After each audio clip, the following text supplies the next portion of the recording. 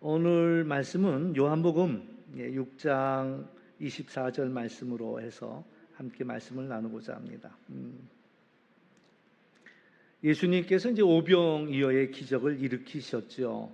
그리고 나서 많은 사람들이 예수님이 오병이어의 기적을 일으켰을 때에 예수님이 우리의 왕이 된다면 이제 먹고 사는 문제는 해결이 되겠다. 예나 지금이나 똑같은 것 같아요. 우리들도 요새 대통령을 뽑는다면은 누가 우리를 잘 먹고 잘 살게 해줄까? 이런 데 관심이 많잖아요. 그러니까 이제 이들도 예수님이라면 뭐 물고기 2마리 또 떡 5개로 5,000명을 먹였으니 이분이 우리의 왕만 된다면, 그러니까 예수님이 그걸 알아차린 거예요. 그러니까 제자들을 빨리 배를 타고 너희들 먼저 가라. 그러니까 뭐 예수님이 여기 계시니까 제자들이 배를 타고 가건 말건 신경 안 썼죠. 그리고 예수님은 기도하러 산에 올라가셨는데 없어지신 거예요. 그러니까 이제 이들이 놀래갖고 예수님을 찾죠. 한바탕 난리가 났는데 나중에 가버나움에 계신 것을 발견하게 됩니다. 오늘 본문에 보면 예수님을 만나자마자 랍비여 언제 여기 오셨나이까? 라는 이야기를 합니다. 근데 예수님이 그들의 속을 꿰뚫어 보시는 거예요. 이들이 나를 찾는 것은 표적을 보고, 그러니까 표적을 본 게 뭐냐, 하나님이 함께 하신다, 하나님 하늘로부터 온 선지자라구나, 이걸 알아차린 것이 아니라 표적을 본 까닭이 아니요 떡을 먹고 배불렀기 때문이다 라는 이야기를 합니다. 오병이어의 기적은 사실 예수님이 누구신가라는 것들을 보여주는 하나의 표적이었지요. 하나님이 함께하는 분이다라는 것들을 이야기한 겁니다. 그런데 무리들은 그 표적을 알아차리지 못하고 그저 예수님은 우리의 떡을 먹여주실 분이다라고 생각하고 그토록 예수님을 찾았다라는 겁니다. 이때 예수님이 하신 말씀이 썩을 양식을 위하여 일하지 말고 영생하도록 있는 양식을 위하여 하라, 이렇게 말씀하시지요. 그러니까 이제 제자들이, 그 무리들이 하는 질문이, 그럼 우리가 어떻게 하여야 하나님의 일을 하겠습니까? 라는 질문을 던집니다. 그때 하신 이야기는 하나님이 보내신 일을 믿는 것이 하나님의 일이라고 이야기합니다. 얼른 이해가 되지 않죠. 때로는 동문서답하는 것 같습니다. 그런데 오늘 이 말씀의 핵심은 우리에게 주시는 말씀이 하나님의 일을 하라, 행하라 라는 이야기입니다. 썩을 양식을 위하여 일하지 말고 영생하도록 있는 양식을 위하여 하라, 이렇게 말씀하는데 우리가 생각 없이 이 말씀을 들으면 썩을 양식을 구하지 말고 영생하도록 있는 그런 썩지 아니하는 양식을 구하라 라는 말처럼 들립니다. 그러나 사실 이제 무리들이 했던 질문이 있습니다. 그 이야기를 했을 때에 무리들이 했던 얘기는 그럼 어떻게 해야 하나님의 일을 하느냐라는 이야기를 하고 있거든요. 예수님의 대답은 하나님이 보내신 일을 믿는 것이 하나님의 일이라는 겁니다. 그러니까 오늘 우리에게 주는 메시지는 우리로 하여금 하나님의 일을 하라는 거예요. 하나님의 일을 하는 것은 하나님이 보내신 예수님을 믿는 일입니다. 그러니까 하나님이 우리에게 원하시는 것은 이 땅을 살면서 예수님을 잘 믿는 일이다라는 이야기지요. 그래서 썩어질 양식을 구하러 쫓아다니는 것이 아니라 영원한 양식 되시는 예수 그리스도를 위해 살라라는 말씀입니다. 물론 썩을 양식도 우리에게는 필요합니다. 필요할 뿐만 아니라 중요하지요. 예수님이 공생애를 시작할 때 금식을 하십니다. 그때 이제 사단이 다가와서 유혹을 하지요. 네가 하나님의 아들이라면 이 돌들로 떡덩이가 되게 하라고 이야기합니다. 그럼 40일을 금식했으니까요. 그렇게 얘기하지 않아도 이 돌덩어리가 떡덩이가 됐으면 하는 마음은 당연할 겁니다. 근데 예수님의 대답은 사람이 떡으로만 사는 것이 아니라 하나님의 입에서 나오는 모든 말씀으로 산다라고 말씀하시지요. 그러니까 사람은 떡으로만 사는 존재가 아니라는 겁니다. 물론 떡이 필요합니다. 떡이 중요합니다. 근데 명심할 것은 떡으로만 사는 존재가 아니라는 겁니다. 어느 집에 갔더니 족자에 사람 인자가 5개가 써 있는 거예요. 사람 인자가 5글자가. 그러니까 도대체 이게 뭐를 뜻합니까? 그랬더니 해석을 그렇게 하더라고요. 사람이 사람이냐, 사람이 사람다워야 사람이지. 우리가 사람답다라는 것은 떡만 먹어갖고 사람이라고 이야기하기는 어렵다라는 이야기입니다.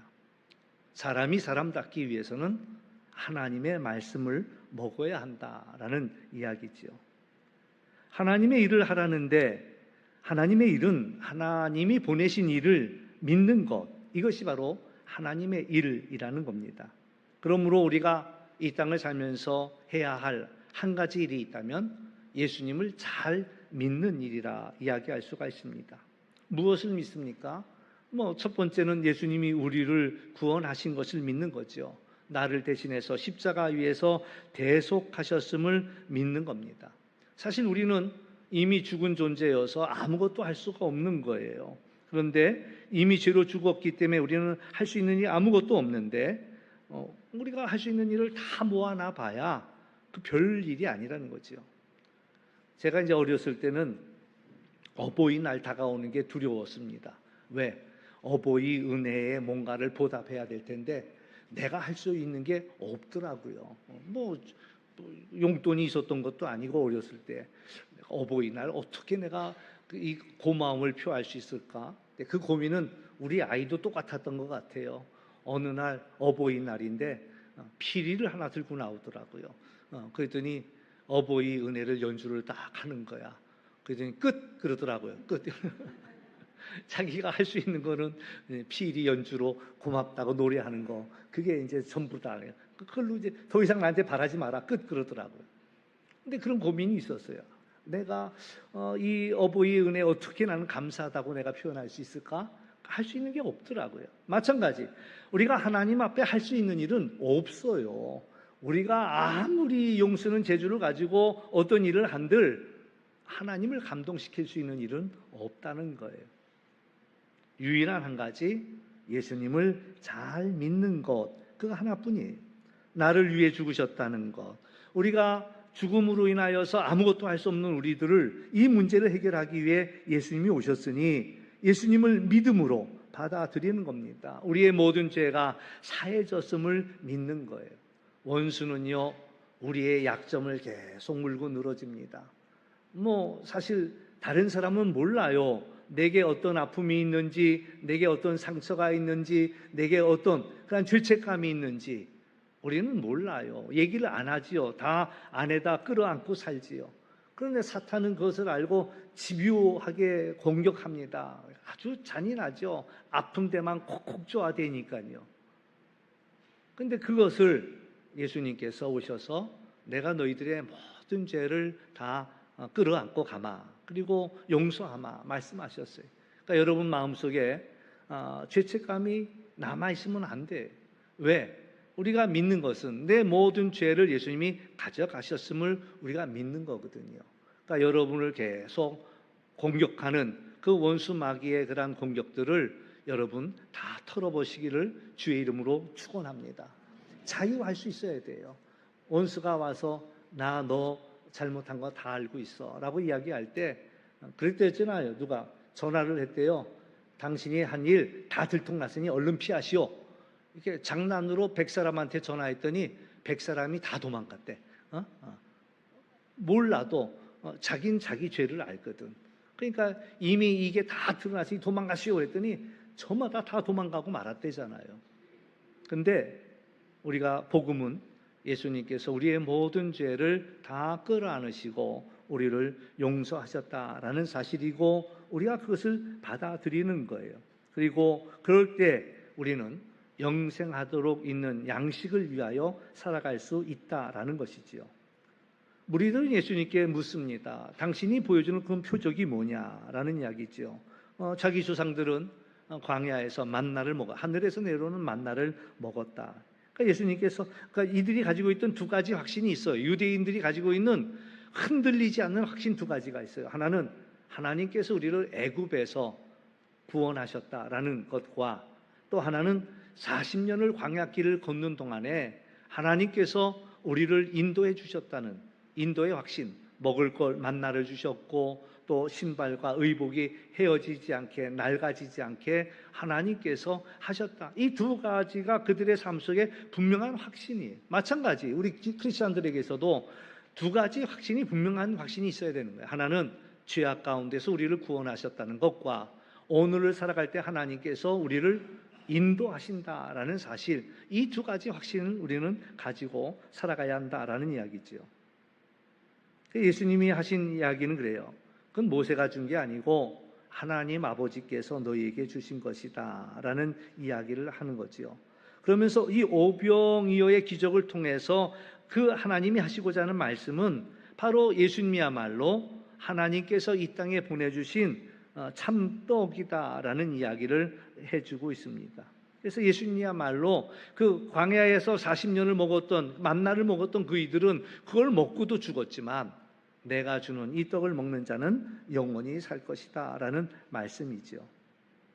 우리가 이 땅을 살면서 제 아무리 많은 일을 했다 하더라도 예수님을 발견하지 못했다면 그의 인생은 썩을 양식만 구하는 인생이었다라고 이야기할 수가 있습니다. 그러나 예수님을 믿고 살아가는 사람은 이 땅에서 가장 값진 보화를 발견한 사람이에요. 가장 값진 진주를 발견한 사람이에요. 가장 값진 진주를 발견한 이는 자기가 가진 모든 것들을 다 팔아서 이 가장 값진 진주를 샀거든요. 오늘 우리가 예수 그리스도가 우리의 가장 값진 진주라는 것을 알아차린 사람들은 우리는 이제 모든 것을 예수님께 맡기고 우리는 살아갈 수 있다라는 이야기입니다. 우리 자신을 한번 생각해 봐야 합니다. 우리는 왜 예수님을 믿는가? 예수님을 왜 따라다니는가? 오늘 우리는 왜 교회에 나오는가? 이런 것들을 한번 질문해 볼 필요가 있는데 혹시 나는 여전히 썩을 양식을 구하기 위해서 예수님을 따라다니는 거 아닌가? 그때 무리들이 예수님을 따라다니면 먹고 사는 문제가 해결되겠다 싶어서 쫓아다닌 그것처럼 우리들도 썩을 양식을 얻기 위해서 매달리고 있는 것은 아닌가? 정말 나는 영생하도록 있는 그 양식을 위해 살고 있는가? 우리의 기도의 제목을 보면 압니다.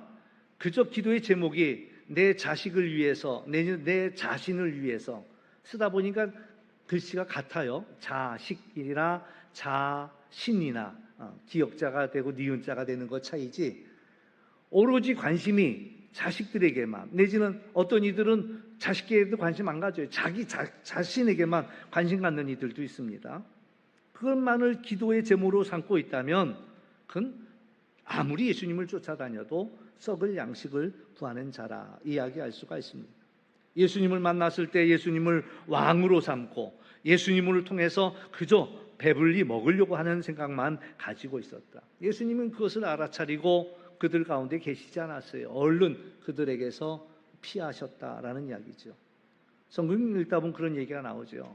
예수님을 따랐던 이 중에서 한 사람이 나와서 예수님께 부탁합니다. 예수님, 우리 형한테 얘기해서 아버지 유산 좀 나누게 해주세요. 그러면 예수님이 얼마든지 정리해 주실 수 있을 것 같은데 예수님이 한 소리 합니다. 내가 아버지 유산을 나눠주는 그런 재판관이냐 말이지. 누가 나를 그런 재판관으로 세웠느냐. 그렇지요. 예수님은 그것을 판단하는 재판관이 아니십니다. 무리에게 배불리 먹였지만 그래서 왕이 되려고 오셨던 분은 아니다라는 거예요. 예수님은 그 이상의 분이라는 사실들을 우리는 알아야 합니다. 예수님을 구하고 그 나라와 그 일을 구한다면 우리는 하나님의 일을 하는 사람들이라고 이야기할 수가 있습니다. 하나님이 우리에게 원하시는 것은 썩을 양식을 얻고 그것을 만족하고 즐거워하는 것이 아니라 우리들이 이 땅에서 살아가야 할 일은 영생하도록 있는 양식을 위하여서 예수님을 위하여서 살아가는 삶을 마땅히 살아야 된다라는 거예요. 이른 아침부터 밤늦게까지 수고합니다. 자녀들을 위해 수고하지요. 또 자신을 위해 수고합니다. 100번 양보해서 나쁘지 않다라고 얘기할 수 있어요. 그런데 빌립보서 3장 19절에 보면 그렇게 그들의 신은 배라고 이야기합니다. 오로지 자기 배를 위해 사는, 자기 배를 채우기 위해서 살아가는 사람들은 그들의 신은 하나님이 아니고 자기의 배가 신이에요. 배를 위해서만 사는 거야. 하나님이 하시는 일에는 전혀 관심이 없고 그냥 어떻게 하면 내 배를 채울까라는 데만 모든 에너지를 쓰고 있는 거죠. 하나님이 우리에게 주신 재주는 참 엄청난 재주를 주셨습니다. 그리고 저마다 다 다양한 재주를 주셨어요. 어제는 우리 중고등부 학생들이 수련회를 하는데 재미난 게임을 하더라고요. 테이블 위에다가 물을 한 5개 갖다 놨어요. 그리고 그 물이 어떤 물인지를 알아맞히는 거야. 이게 제주도 삼다수인지 평창물인지 평창수인지 또 우리 교회 정수기 물인지. 근데 애들이 그걸 알아맞히더라고요. 이게 우리 교회 정수기 물입니다. 깜짝 놀라서 그걸 어떻게 알아? 그랬더니 요령이 있더라고요. 그 물이 제일 차가웠어. 그러니까 그러니까는 요거 정수기 물다. 제주도 삼다수를 알아차리더라고요. 그러니까 아니 그건 또 어떻게 알았는데? 그랬더니 한번 나눠준 게 제주도 삼다수들을 나눠줬거든요. 그 물을 마시고 그 맛을 기억한 거야. 그 중에서 그걸 찾아내는 거야. 야, 놀랍더라고요. 그걸 찾아내더라고요. 별거 다 하더라고요. 제가 옆에 있지는 않아서 자세히는 알지 못하는데 라면도 갖다 놓고 뭐 스프도 갖다 놓고 그걸 갖다가 맛을 감별하는데 사람의 능력이 대단해요. 대단해. 저마다 자기의 탁월한 능력을 가지고 정말 프로같이 살아가는 사람들이 많이 있습니다. 요새 이제 파리에서 올림픽이 일어나고 있는데 저마다 자기들이 가진 엄청난 기량을 자랑하잖아요. 뭐 수영 선수는 수영에서 또 양궁 선수는 양궁에서 우리나라 양궁 선수들이 얼마나 활을 잘 쏘는지 옛날 관역에는 한가운데 렌즈가 있었대요. 그래서 렌즈로 화살 날라오는 걸 이렇게 찍어서 방송했는데 우리나라 선수들이 다 그 렌즈를 다 깨버려가지고 한가운데를 맞추니까 그래서 이제 그 렌즈가 없어졌다고 그러더라고. 신기할 정도에 어떻게 그걸 그렇게 맞추는지 말이죠. 화살이 나갈 때 그냥 똑바로 가지 않아요. 날아가가지고 떨어지는 건데 어떻게 그걸 그렇게 맞추냐 말이죠. 총 쏘는 이들도 또 뭐 저마다 정말 놀라운 능력을 가지고 있어요. 저는 이제 요새 탁구를 치다 보니까 나는 올림픽에서 탁구 시합하는 줄 몰랐는데 이번에는 탁구 시합하는 것만 보이더라고. 근데 얼마나 그 빠른 공들을 이쪽 저쪽 주는데도 다 받아 넘기는지 전 감탄스러운 거예요. 야, 어떻게 이게 저게 될까? 저게 될까? 뭐 배드민턴도 마찬가지겠죠. 나라마다 좋은 성적을 얻으려고 금메달 따는 이에게 상금을 준비했다고 그래요. 포상금을. 제일 많은 포상금을 홍콩에서 주고 또 싱가포르에서 주더라고. 두 번째 제일 많은. 그 금메달 딴 이에게 주는 포상금이 얼마인 줄 아세요? 홍콩에서는 금메달 따는 이에게 10억을 준대. 10억. 어마어마하더만요. 근데 우리나라도 초창기에는 몇 억 줬다는 얘기 들었던 것 같아. 근데 요새는 이제 따는 사람들이 많아서 그런지 메달 따는 사람이 많아서 그런지 많이 내려갔더라고요. 그래서 전 세계 9위야. 6,300만 원을 주더라고요. 6천. 그리고 매달 100만 원씩 준다고 그래요. 물론 그들이 피나는 노력은 했지요. 그러나 그 한순간 어떤 이는 금메달 따서 그 어마어마한 것들을 누리기도 하고 또 어떤 이들은 또 빈손으로 돌아오기도 하고 그러잖아요. 근데 요새 또 듣다 보니까 정말 어마어마한 것들을 누리고 사는 사람들이 많더라고요. 옛날 같으면은 누가 뭐 운동선수 된다면 집에서 뜯어 말리지요. 왜 그걸 하느냐. 또 내지는 뭐 가수가 되겠다 그러면 다 뜯어 말렸지요. 옛날에는. 어떻게 할 게 없어서 그 딴 따라 하려고 그러느냐. 막 옛날엔 그랬단 말이죠. 근데 어떤 분은요, 노래 한 곡 부르는데 받는 그 사례가 얼마인 줄 아세요? 한 곡 부르는데 1억이래, 1억. 별로 안 놀라시네. 뭐 1억만 받는 게 그 이상도 받겠죠. 1억 이상, 1억 이하로는 노래 안 부른대요. 1억 이상은 줘야지. 그런데 우리가 여기서 놓치지 말아야 할 중요한 한 가지 포인트는 그렇습니다.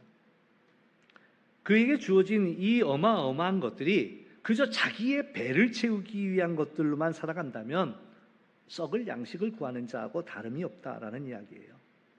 하나님을 알지도 못하고 당연히 하나님께 관심도 없고 그저 그 엄청난 것이 그저 썩어져 갈 뿐이라는 얘기예요.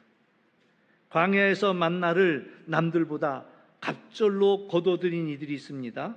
그러나 그걸 거두려고 얼마나 열심을 냈겠어요. 근데 먹고 남은 것들은 더 이상 가지고 있을 수가 없었어요. 왜? 썩어버리고 벌레가 났기 때문에. 하나님의 일을 행한다라는 것은 우리의 삶의 목적이 썩을 양식 구하는 그 이상의 목적이 우리에게 있다라는 이야기입니다. 우리는 예수님의 말씀을 놓치지 말아야 합니다. 썩을 양식을 위해 살지 말고 영생하도록 있는 양식을 위해 우리의 삶을 살아야 한다라는 이야기죠. 썩을 것을 썩지 않는 것으로 바꾸는 지혜가 필요합니다. 한 번은 누가 귀한 걸 보내주셨어요. 아마 제주도를 갔다가 거기에 이제 생고등어가 아주 값지 있다고, 이거 제철 만나갖고 그 생고등어를 한 박스를 보내주셨는데 제가 아무리 생선을 좋아한다고 하더라도 그 한 박스를 다 먹을 재주는 없잖아요. 그렇다니 이걸 얼리자니 아까운 거예요. 이거 귀한 거를 얼려놓고 먹는다? 아깝죠. 그래서 그걸 갖다가 다 나누어줘 버렸어요. 그냥 이거 귀한 거니까 나도 만나게 먹었을 뿐만 아니라 그냥 아는 가까이 있는 이들에게 다 나눠줬죠. 그런데 며칠 지나고 또 한 달 지나고 그 생고등어가 다시 오더라고요. 그러니까 그이가 그러는 거야. 먹어보니 너무 맛있어서 나도 또 주문했다고. 그러니까 그때 나 줬으니 나도 당신 준다고. 더 싱싱한 생고등어가 왔어요. 그냥 냉장고에 들어갔으면 얼어버렸을 거를, 그냥 내가 먹겠다고 끌어안고 있었으면 썩어버렸을 것을 다 나눠줬더니 그 싱싱한 냉장고 속에 다 가지고 있다가 아주 좋은 것들로 다시 돌아오더라고요. 그러니까 우리는 내 손에 있으면 썩어 없어질 것들을 썩지 않는 것으로 바꾸는 그런 지혜가 우리에게 필요하다. 예수님이 이 땅에 오신 이유는 단순히 우리 병을 고쳐주기 위해 오신 건 아닙니다. 예수님이 이 땅에 오신 것은 그저 우리 잘 먹고 잘 살라고 오신 것이 아니라는 얘기예요. 예수님의 관심은 그 이상이에요. 어느 순간 우리는 하나님의 뜻을 알지 못하고 그냥 전혀 상관없는 삶을 살아가는 있는 우리들에게 죄사함과 구원을 위해 오셨고 병을 고쳐준 것은 바로 우리의 모든 죄를 사하셨다는 하나의 증거로 병을 고쳐주시는 거죠. 예수님이 그런 질문했어요. 여기 앉은 뱅이, 여기 누워있는 사람이 있는데 이 사람을 일어나 걸으라고 하는 것과 너의 죄가 사해졌다는 것과 어느 게 더 쉽겠느냐. 죄가 사해졌다는 건 눈에 보이지 않으니까 그건 알 수 없는 일이고, 여지껏 누워있던 이 사람이 일어나 걷는다면 그게 더 어려운 일 아니겠어요? 그러니까 예수님이 보여주는 거예요. 너의 많은 죄가 사해졌다. 그리고 일어나 걸어라. 그가 일어나 걷는 것은 엄청난 의의 그런 죄의 문제가 해결됐다는 하나의 증거로 일어나 세우는 거지요. 너희들이 어렵게 생각하는 그 일들이 오히려 더 쉬운 일들이고, 주님의 관심은 구원이거든요. 모든 병든 자들을 고쳐주셨을 때 하신 얘기가 너의 많은 죄가 사하여졌다라고 말씀하셨고 너가 구원받았다라는 말씀을 하셨고 그 증거로 그들의 병이 나음을 얻었다라는 이야기입니다. 오병이어의 기적 역시 마찬가지예요. 우리가 진정 구해야 할 것은, 너희들이 구해야 할 것은 이 썩어 없어질 떡이 아니라 참떡인 나를 구해야 한다라는 이야기를 하고 있는 거죠. 그래서 그 썩어 없어질 그 음식 때문에 기뻐할 것이 아니라 예수님을 우리가 얻음을, 그것을 기뻐해야 한다라는 이야기죠. 이스라엘 백성들이 40년 동안 광야에서 매일 아침 쏟아지는 그 만나의 기적을 체험했지만 그걸 먹고도 그들은 다 죽었습니다. 그러나 예수님은 내게로 오는 자는 굶주리지 않는다라는 거예요. 사마리아 우물가에서 만났던 여인도 예수님을 만나니까 예수님께서 내게 물을 다오. 당신 유대인인데 왜 나한테 물을 달라고 하십니까? 그러니까 네가 내가 누구인 줄 알았다면 나한테 물을 달라고 했을 것이다. 당신 물 그릇도 없는데 무슨 물을 준다는 겁니까? 내가 주는 물은 영원히 목마르지 않는 물이다.